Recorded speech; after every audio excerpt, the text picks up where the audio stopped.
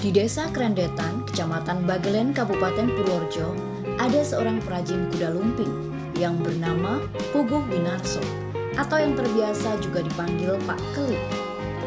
Kini usia Pak Kelik yang memiliki 3 orang putra dan putri ini sudah menginjak 50 tahun. Didampingi dan dibantu istrinya, ibu cucu, Pak Kelik mulai merintis usaha kerajinan kuda lumping ini sejak tahun 2009. Kuda lumping buatan Pak Kelik terbuat dari anyaman bambu. Bambu yang dipilih tidak bisa sembarangan, harus yang benar-benar pas. Tidak boleh terlalu kering karena mudah patah dan tidak boleh terlampau basah karena akan cepat menyusut. Selain bambu, bahan-bahan yang dibutuhkan diantaranya ijuk, tambang, dan cat kayu. Sementara peralatannya sendiri terdiri dari sabit, pisau cutter, tang atau catut, jarum, gunting, gergaji, dan balok kayu. Kuda lumping buatan Pak Kelik ada 3 ukuran, besar, sedang, dan kecil. Ukuran besar dan sedang biasanya digunakan pemain kuda lumping dewasa, sementara yang kecil untuk anak-anak. Menurut Pak Kelik, tidak ada pakem tertentu dalam membuat kuda lumping ini. Semua berdasarkan kreativitas masing-masing. Namun demikian ada bentuk dasarnya, yakni pola klasik dan kreasi. Untuk jenisnya, pemilik sanggar permainan kuda lumping biasanya akan memesan 2 jenis pada Pak Kelik. Yang pertama, kuda lumping panglima atau kuda jantan biasanya akan digunakan oleh pemimpin tarian dan kuda biasa yang digunakan oleh pemain lainnya. Memulai usaha Bapak itu mulai tahun berapa kira Pak? Tahun 2009. 2009 Itu sampai lagi, sekarang? Pas lagi boomingnya grup kuda kepang. Grup kuda kepang. Terus Bapak kok bisa seperti ini Pak? Kok bisa kok bisa jadi mulai dari nol itu belajarnya dari mana Pak? Dari itu otodidak Mas. Otodidak? Otodidak. Luar biasa kita sekali. Kemarin langsung kita ada teman yang udah lama bikin kayak gini, kita coba belajar itu untuk mematangkan gitu. Iya. Dan sambil mencari ciri khas buatan saya itu kayak apa gitu. Oke. Berarti selama ini Bapak belum pernah ikut pelatihan belum ya? Belum pernah. Belum. Untuk kendalanya sendiri Pak, misalnya dari bambunya dan sebagainya, bahan-bahannya, apakah ada kendala?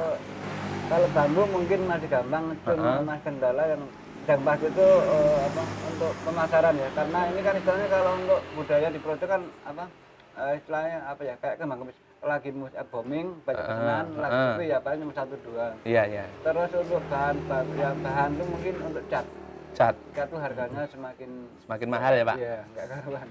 Sedangkan harga jualnya masih sama-sama saja. Ya harga kita penyesuaian mungkin ya sedikit lah, naik berapa persen gitu lah.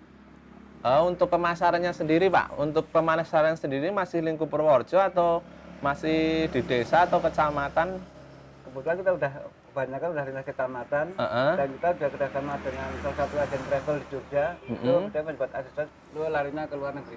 Untuk satu hari Pak, satu hari itu Bapak mampu mengerjakan berapa Pak? Satu hari. Kalau untuk yang mentahan yang belum dicat, sehari satu. Iya. Untuk sampai jadinya Pak, berapa hari Pak? Sampai jadi karena kita pengecatannya kan nggak, karena ada berapa lapis ya. Iya. Jadi mungkin sampai 3 hari. 3 hari. Jadi untuk biar catan itu sempurna keringnya gitu. Oh. Kalau dipaksain mungkin hasilnya kan nggak elok. Apa satu yang jadi yang seperti itu harganya berapa kira-kira Pak? Itu kalau untuk per biji ya, bukan borongan itu sekitar 125 sampai 200. Tapi yang untuk yang khusus mungkin borongan 200 ya. Tapi kalau untuk borongan mungkin kita kena korting 10%. Kena korting 10%. Per bijinya jadi. Per bijinya.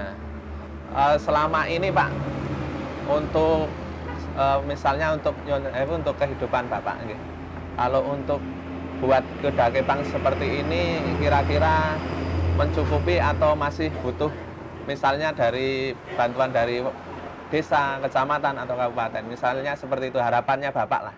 Harapannya Bapak untuk desa, kecamatan dan kabupaten itu seperti apa harapannya? Ya, minimal untuk ya mungkin saya sama rekan-rekan lain ya, jalan perajin bambu, perhatian lah.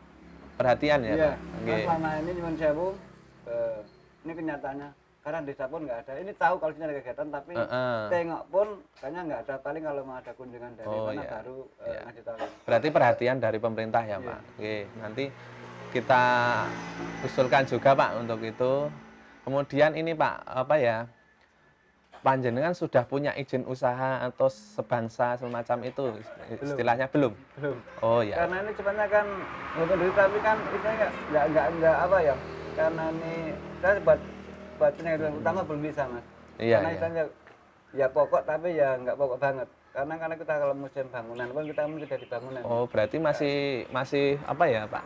Sampingan ya Pak? Iya. Masih sampingan. Cuma kalau kita berokan gede mungkin yang lainnya kita sampingan, kita full ke sini. Tapi kalau ini cuma satu dua mungkin kita buat sambil gitu. Oh iya ya, berarti belum menjadi pekerjaan pokok panjenengan. Tapi sudah luar biasa Pak, sudah bisa bikin kreasi seperti inilah, seperti sampai jadi. Alhamdulillah. Oke, kedepannya apa Pak? Sukses moga-moga ya Pak ya. Enggak, paling enggak kalau memang kalau kita mendukung proses itu kan sebenarnya ada program Manca 2000 ya. Iya. Dan dulu bendera Jogja Internasional itu udah mau jadi. Iya. Kalau nggak salah ini mau dari kawasan ekonomi khusus kan untuk pengembangan seni budaya. Iya. Dan semoga tiap desa atau dusun itu punya kesenian yang sifatnya tradisional. Oke. Satu buah kerajinan kuda lumping dipatok dengan harga sekitar 200 hingga 250 ribu rupiah, tergantung besar kecilnya.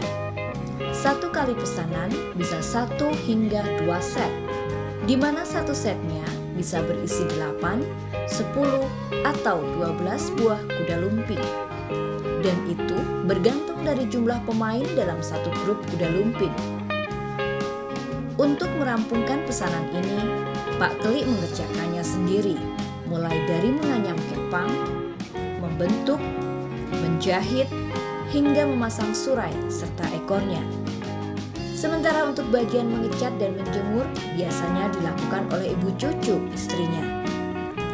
Dalam 1 tahun, rata-rata Pak Keli menerima pesanan kerajinan kuda lumping ini sekitar 100 buah. Selain kuda lumping yang digunakan untuk permainan, Pak Keli ada kala menerima pesanan juga souvenir berbentuk kuda lumping. Karena hanya untuk buah tangan, bentuknya dibuat kecil-kecil. Karena harapannya ingin sekali memiliki generasi penerus perajin kuda lumping, Pak Keli tidak segan-segan untuk mengajari anak-anak muda. Bahkan ia pun menawarkan diri, jika ada yang ingin belajar membuat kuda lumping ini, silakan datang ke rumahnya. Dengan senang hati Pak Keli akan membagi ilmunya.